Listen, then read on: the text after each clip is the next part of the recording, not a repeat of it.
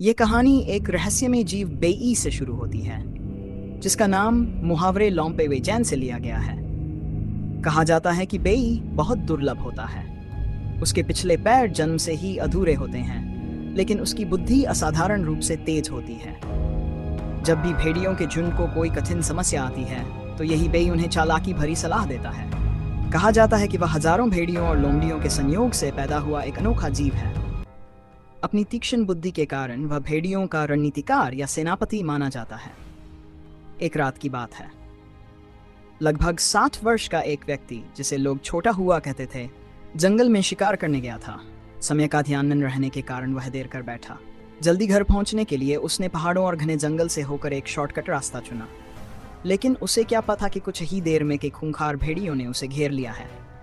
भेड़िए उसका न बचाने के लिए वह पूरी ताकत से भागने लगा। तभी उसे सामने लगभग 2.5 मीटर ऊंचा लकड़ियों का ढेर दिखाई दिया।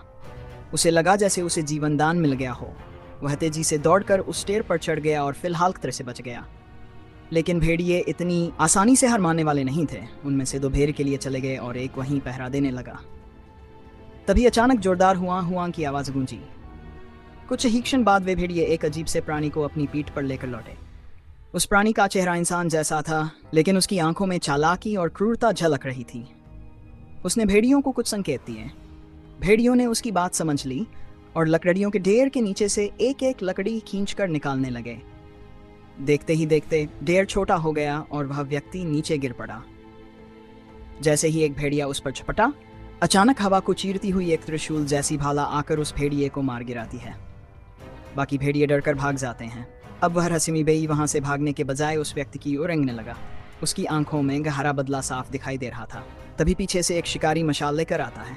आग की रोशनी में बेई का असली चेहरा सामने आता है। वह पूरी तरह जैसा दिखता है।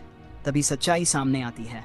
वह बेई दरअसल उसी व्यक्ति का बेटा, कई साल पहले जब उसका जन्म हुआ, तब वह शारीरिक रूप से विकलांग था और उसकी मां प्रसव के दौरान मर गई थी। गुस्से और निराशा में आकर उस आदमी ने अपने नवजात बेटे को जंगल में फेंक दिया था ताकि भेड़िए उसे खा जाएं। लेकिन किस्मत को कुछ और मंजूर था।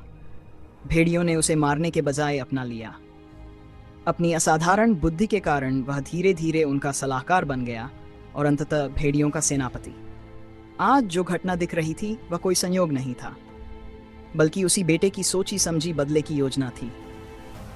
उसकी नज़र में वह पिता, जिसने उसे जन्म तो दिया पर पाला नहीं, किसी जंगली जानवर से भी बदतर था।